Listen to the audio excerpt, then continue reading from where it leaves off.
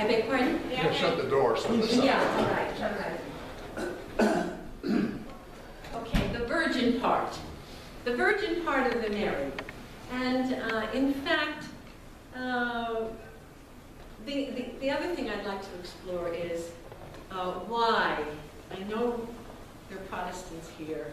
And Mary is, Mary got, the worship of Mary got out of hand. We acknowledge that. However, there is still so much reverence towards her. And of course, even in the Protestant churches before Christmas, you can't help but honor her. So I'd like to give you just some background. The ancient world had no problems with virgin birth. I mean, it meant divine. You could give birth without male or female and have offspring, and your offspring would be divine, and that would be no problem. All right, so Athena, of course, is remembered because Zeus gave birth to her without a woman. Came out of his head. But Athena also gave birth to Precrops without any male help. All right, so to give birth is to be special, is to be divine. And the next one is Irene. Irene has, because of her peace and her plenitude, gives birth to Plutos, the wealth. And so this is another Greek image, and of course from that we have, you never see Athena with a baby, but you see Irene with a baby, Irene, peace with a baby. And then in the Roman world, they have taken over the whole sense of Mother Earth that comes from prehistoric times. And here is Mater Tellus, or Mother Earth, nursing her children. The world continues. And here is the sky, here is the water god, but she is Mother Earth, and because of her, we have animals, we have food, we have plenty.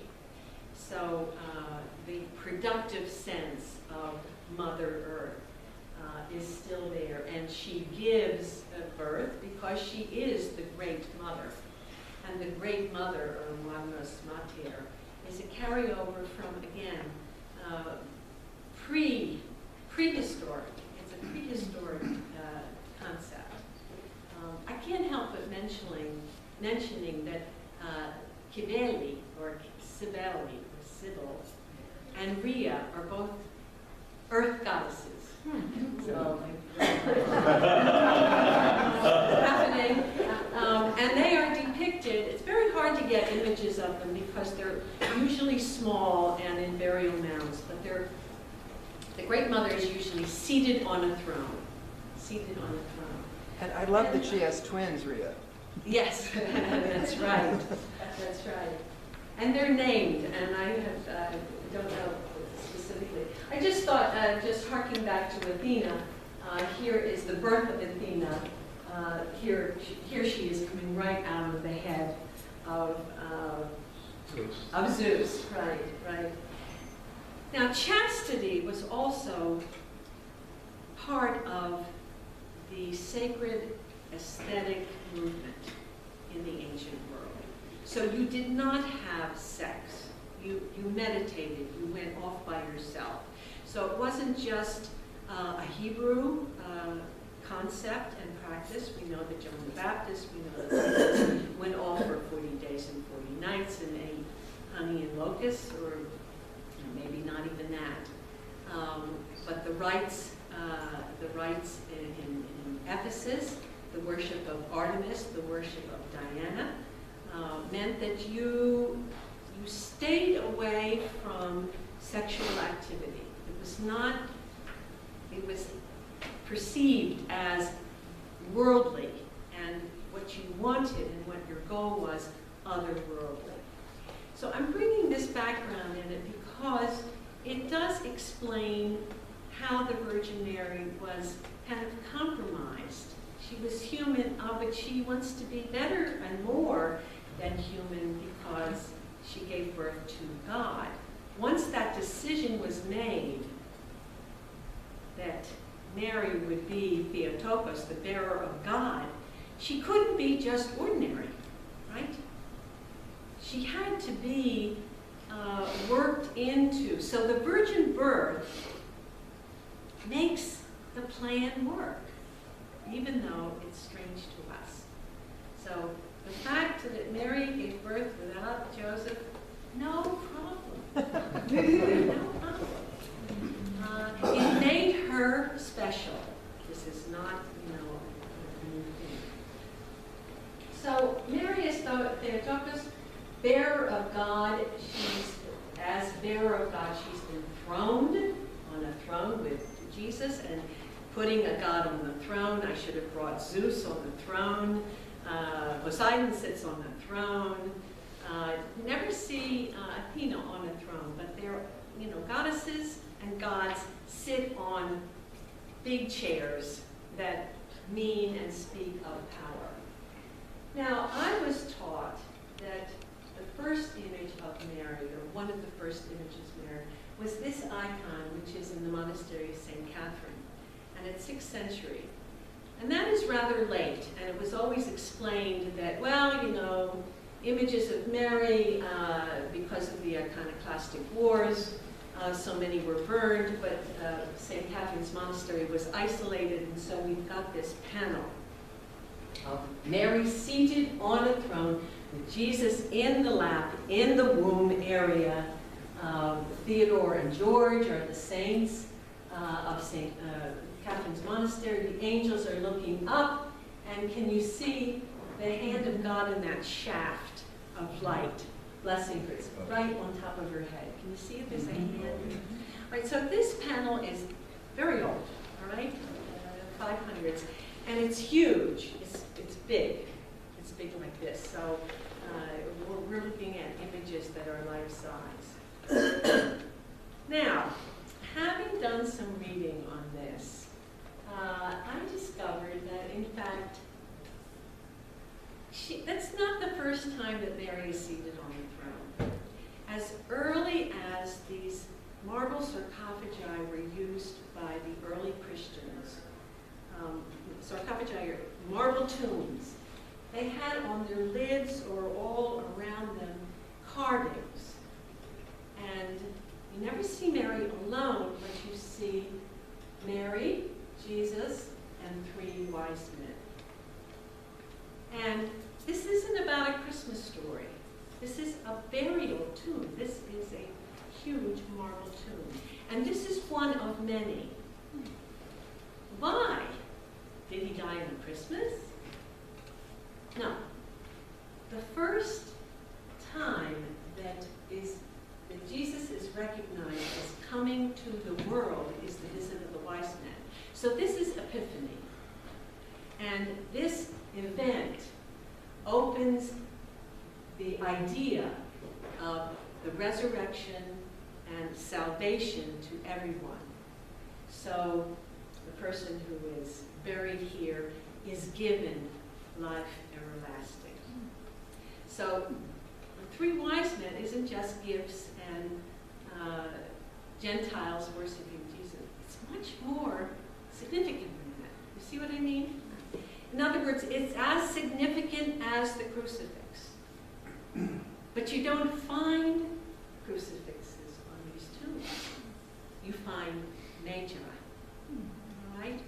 So this was really kind of revolutionary for me in that, I never thought of the visit of the wise men in this extended form. But there she is, and she is seated on a throne with the baby, grabbing whatever he's giving him. And this is the moment of realization and the gift. We think of the crucifixion as the gift, but this is also. Yes, Do you know what was happening in the culture at that time? I beg your pardon? Do you know what was happening in the culture at that time? Okay, so this is 2nd century. This is the peak of the Roman Empire. This is from Rome in the catacombs. And Hadrian is on the throne. It's at the peak. So there isn't, at this particular time, that much persecution of Christians. The worst, the most extensive is during Diocletian. And that's where you have all the martyrs. But this is, it's secret, and they're quiet about it. And a lot of Roman soldiers are converting to Christianity, even before Constantine. So it's a relatively quiet time, but the empire is at its peak. There's no question about it, and they're powerful. All right, you probably have noticed those hats. They're Phrygian hats, kind of pointed caps, and they're symbolic of Phrygia. And Phrygia is the home of the Amazons. And the Amazons were a matriarchal tribe. And they came into Rome, they came into Greece several times. But they wore these hats, and these particular caps became the symbol of freedom. They always fought against other Greek tribes, the Roman soldiers. So that symbol was taken, incidentally, by the French Revolution. People wore Phrygian hats, but it goes back to ancient times. So, it's not surprising that we see, by the 9th century, an increase of images of Mary seated on the throne. This proclaims her Theotokos in Greek. Here he is seated on the throne. And Jesus is always kind of funny. He's a baby sometimes, but sometimes he's a little man. And he's always gesturing a blessing. And here she is seated, on throne, on cushion. And these images were put in the apse. So as you walked into the church, there was Mary. Jesus was up above, but for the most part, Mary was straight ahead. So this is two different entrances to Hagia Sophia, which is the Justinian's large and huge church to Holy Wisdom. And this is a detail. So Constantine and Justinian are presenting to Mary this church. Now, Hagia Sophia means holy wisdom, which is a concept. And here, what is suggested is, who is the throne of wisdom? Mary, right? Because wisdom, eternal, is sitting in her lap. So, Hagia Sophia, the word Sophia becomes conflated, really, with Mary herself. So Hagia Sophia is dedicated to holy wisdom. The site of this in Istanbul, we call it Constantinople, the site of this was an old temple to Mater, Magnus Mater, the Great Mother.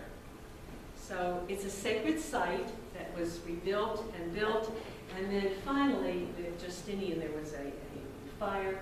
Justinian rebuilt it. Here's Justinian. Justinian's over here with the dome. Okay, so as you enter Hagia Sophia, it's been taken over. This is Allah is Great. It was taken over in 1453 by the Muslims. But here is Mary, Theotokos, with Jesus in her lap. So this is 836, something like this is 9th century. So when you walk in, there she is. Now, she's up high.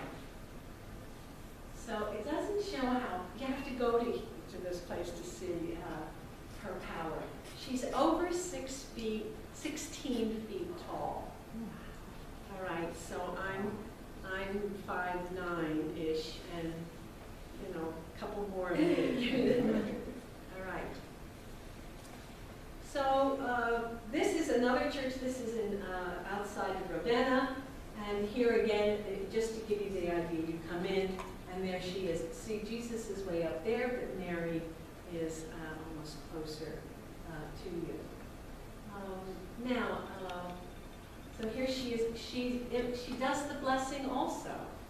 So this gesture is empowering her. So these are mosaics. They're tiny little tessera, tiny little glass, colored glass cubes, and they're put in the stucco, and they reflect.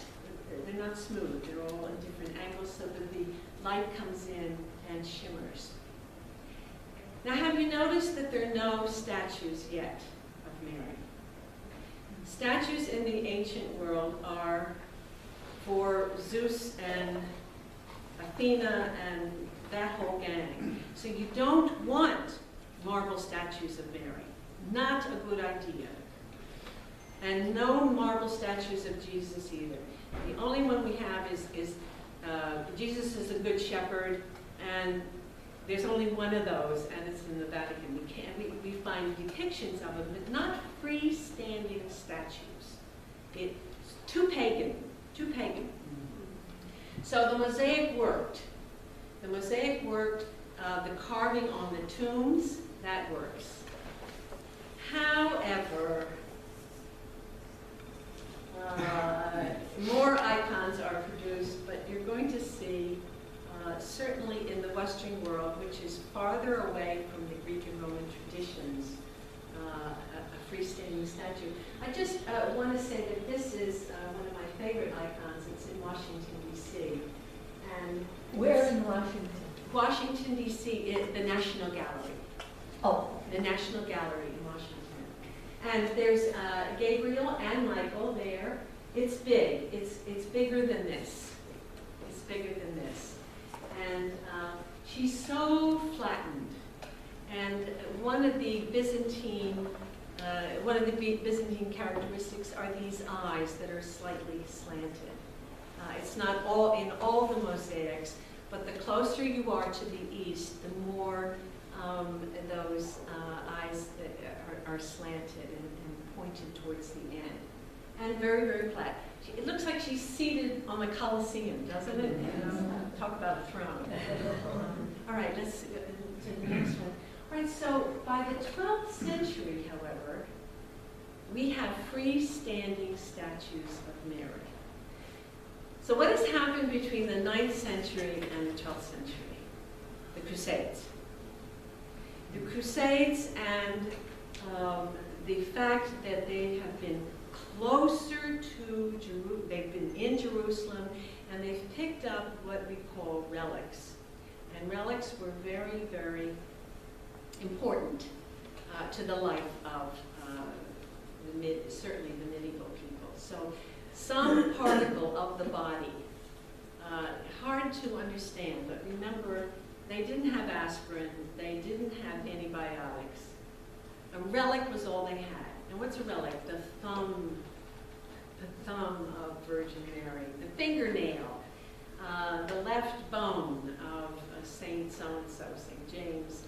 And there were these pilgrimages done to go and visit these relics. And they took power from them. So if you believe, you're more likely to be healed than if you don't believe, right? So this is the best thing that the old ancient world or the old medieval world can do, and Renaissance too. There's still people who go to Santiago de Compostela and to St. James to touch the relics, to be close. And they feel that way about icons too. So this is one of those statues. It's about this high, and it's the Metropolitan Museum in New York. And here she is. It's wood. She was painted. The paint has gone. His blessing hands have gone to the neck. Yes. Can you see that line? So you lifted up her head, and there was the relic. And it was part of the hand of the Virgin Mary. Where did they get it? They bought it in Jerusalem or Istanbul, and there were lots of them. All right, there were lots of them. But if you touched this or you lifted up and said a prayer, this empowered you, it healed you, you got what you wanted. It's a very important thing. They came in all sizes, so depending on the church or the pilgrimage route and how much money they had these enthroned Jesuses, and Mary enthroned also. Here's another one, fully painted, and I love this one. They have angels holding his feet, He's standing, he's blessing, and he's holding. A lot of people think that this is an apple, but it's usually the sphere is the world. He's the savior of the world, and he of course judges the world.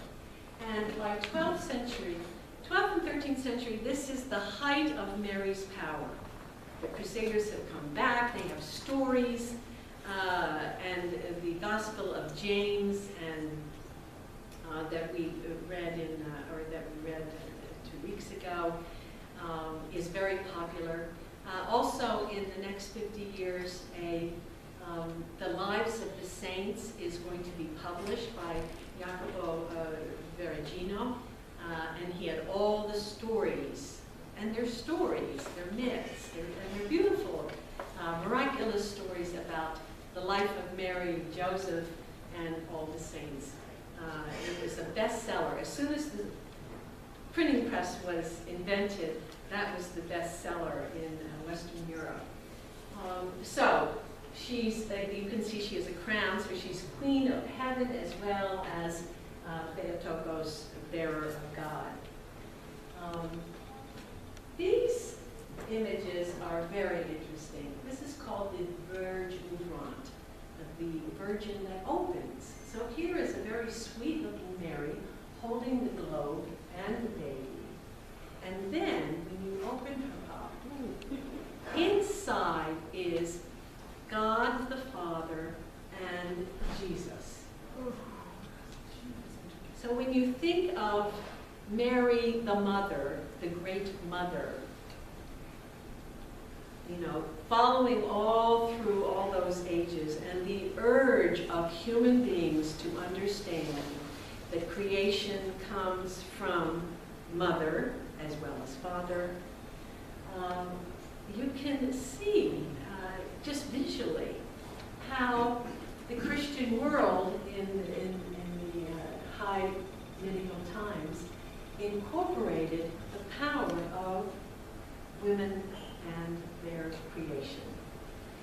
So God the Father is here, crucifix, and here are all, even kings are worshiping, monks, everybody.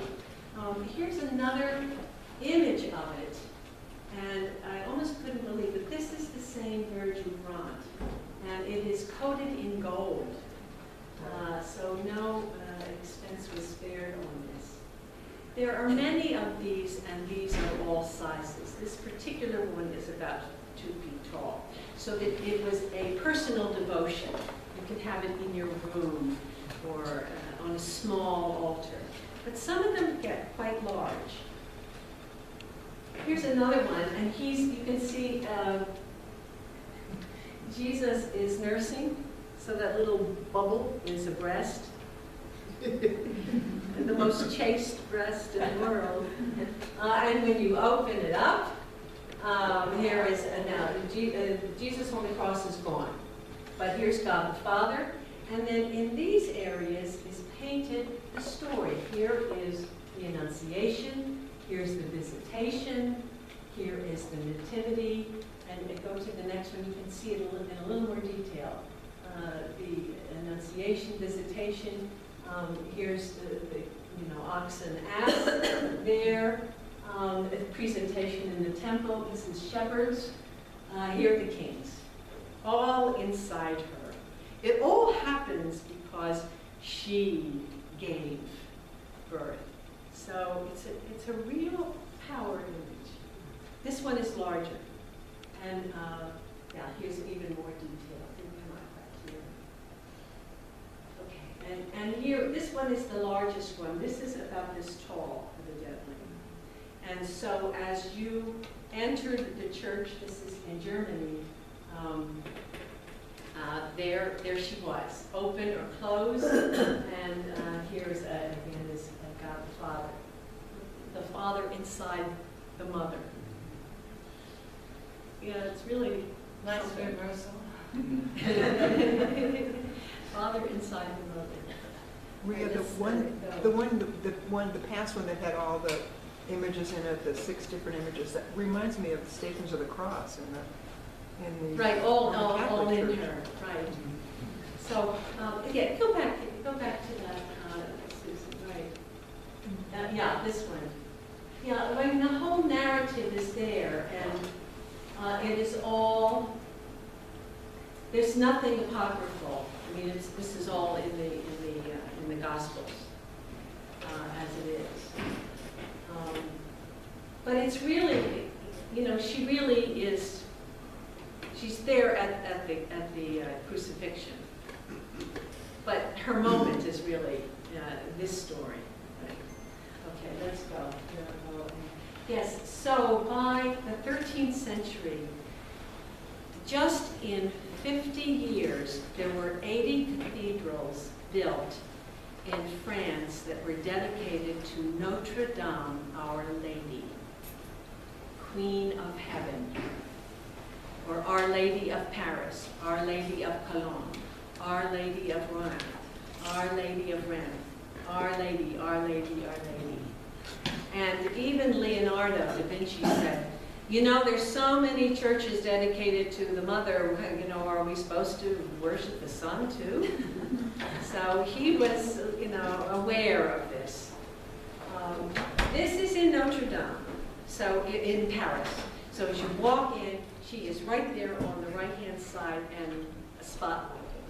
And you can see she's become a very beautiful and courtly woman. And let's go to the next.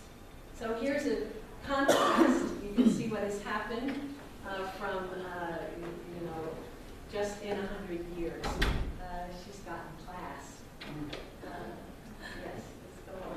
So it's Giotto who was instructed really by a group of monks to present a Mary that was one of the people.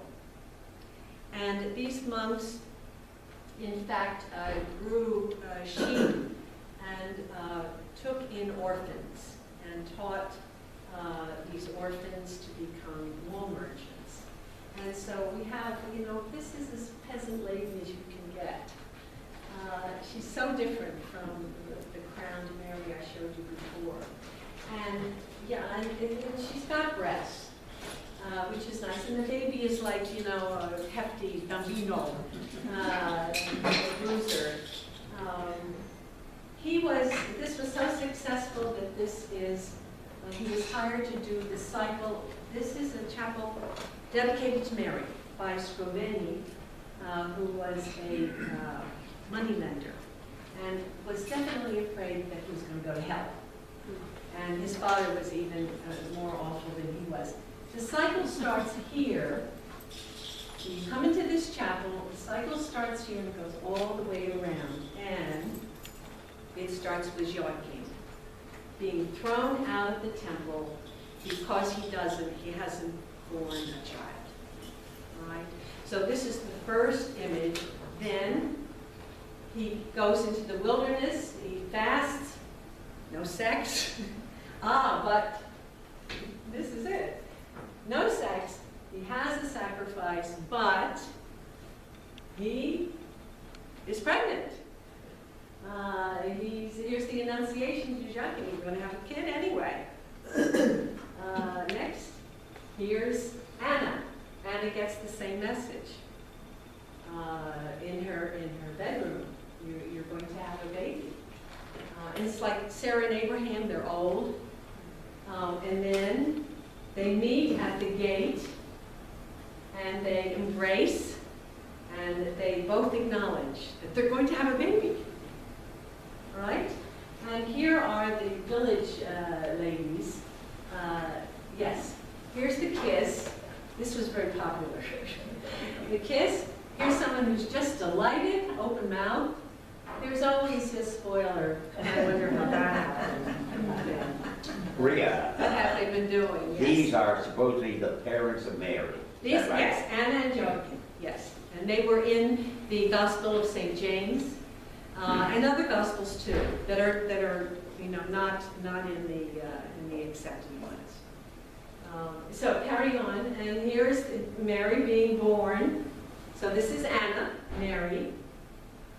Okay, next is a detail of them washing his face, cleaning out his eyes, swaddling him.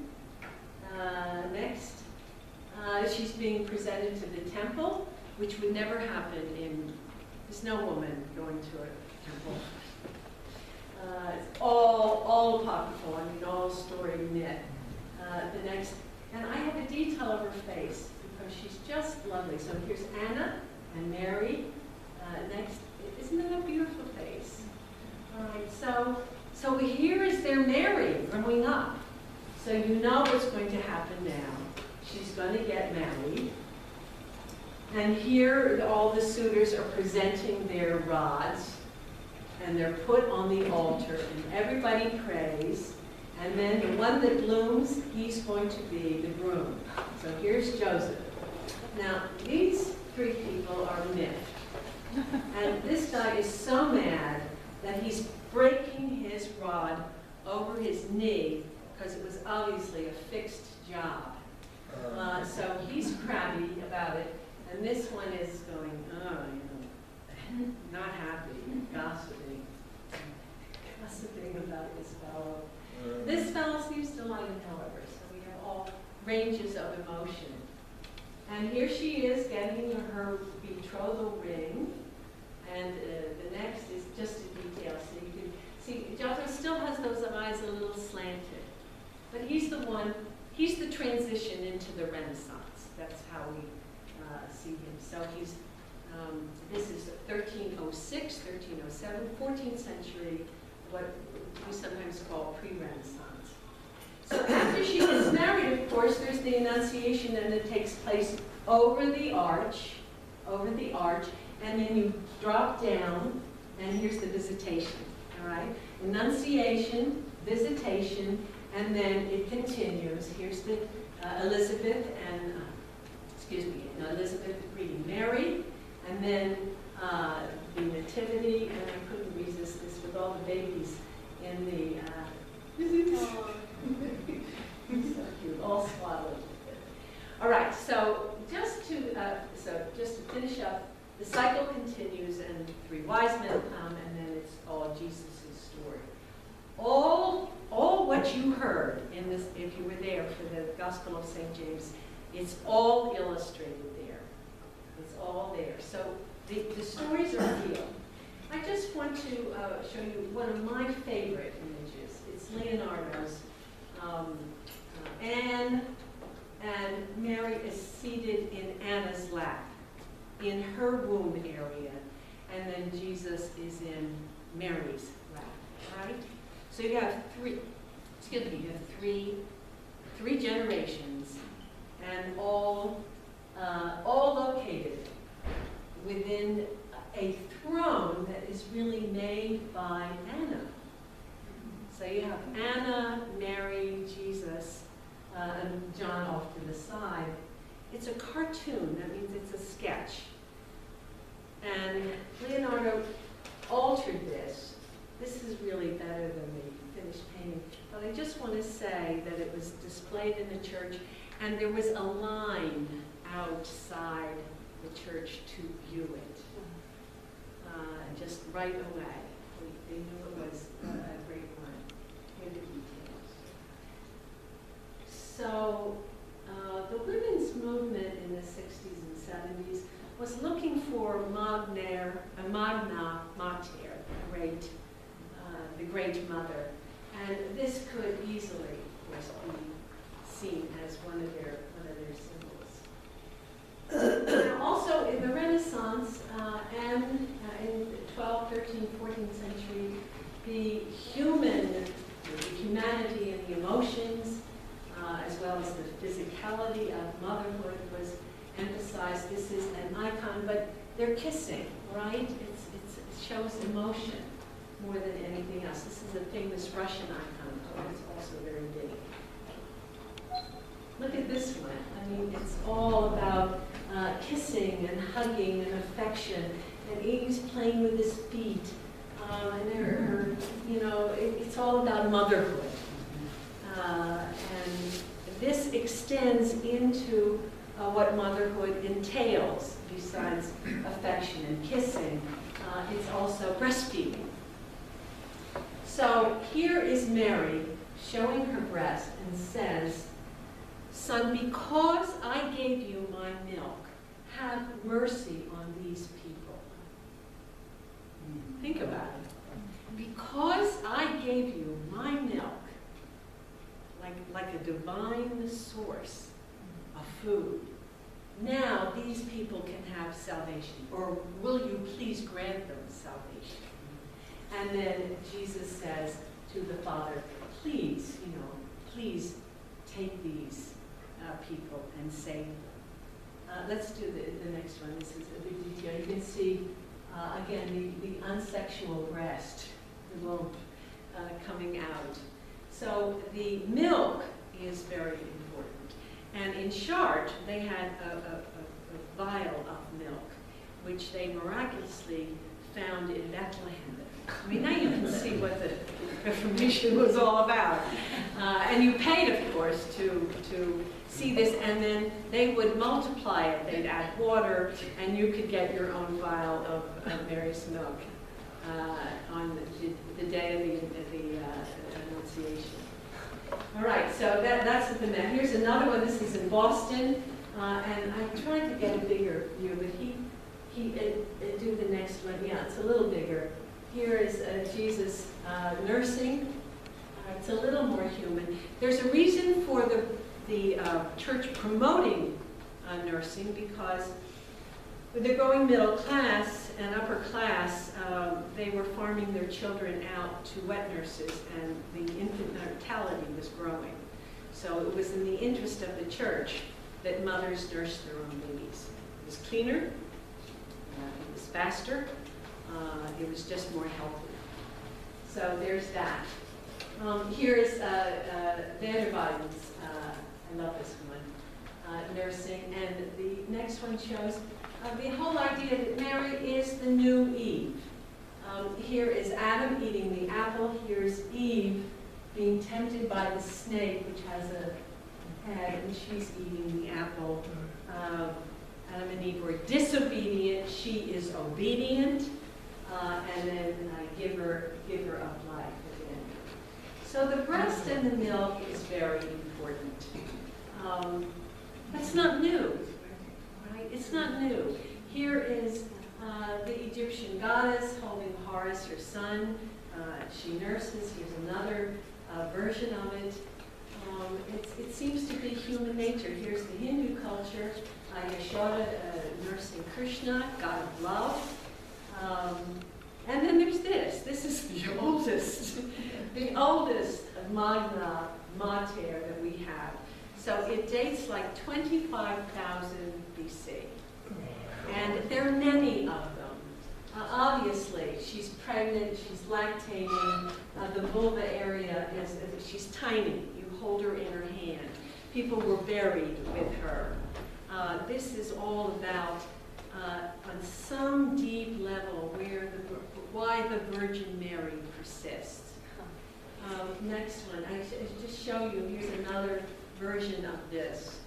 And here's one holding a crescent moon, we think, and her hand on her stomach. And it was a cave area. Yes, it's a cave area, so as you entered the cave, you had your hand, you touched her. You touched her stomach, you touched her breast. Here's the Aztec goddess. So this is 15th century. giving a goddess of matter and earth, pushing down, and earth.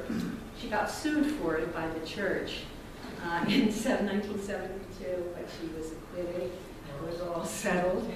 But the Church of England was not fond of the way she interpreted this. The site, I wanted to end with Chisholm because there are many versions of Chisholm. This is the most famous one, and it's huge. And it was marred by either the Mongols or the Hussites. But it saved Poland, and it kept Poland Christian. I've seen this on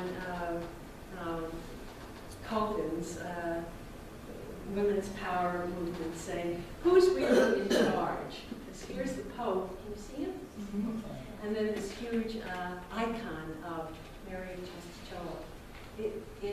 There also was a tradition of black virgins, which is probably from a lot of oil touching. They don't want to clean the face because it's too holy.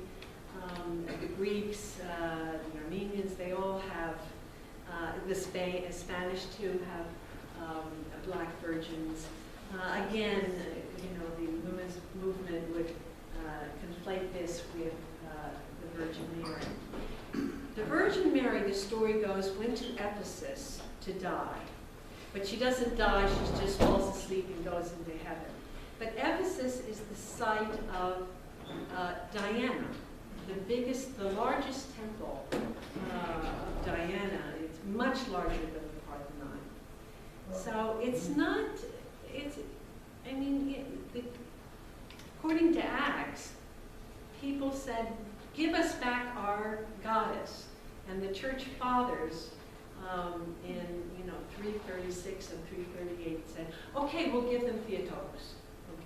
Okay. They want a woman in this, they want a female in this, Theotokos, we're home free. And then of course they had to make her divine, give her a virgin birth, make her more acceptable to the ancient world.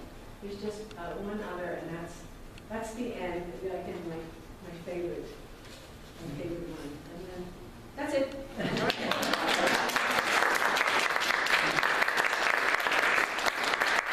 Any questions? Are there any questions? Yeah. Where was the chapel that showed all the infancy gospel of James, all depicted? It's called the Scroveni Chapel. It's in Padua. Oh. And it's called the Arena Chapel because there was a Roman arena nearby. And it was part of his palace. So he had a huge house. And then this chapel was his to make sure that he doesn't burn in hell, which I'm sure he did. He was just, Dante had his father in the third ring in the Inferno. So this was, please God. And we think that he's depicted in hell, or his father's depicted in hell. So, anything? Yes?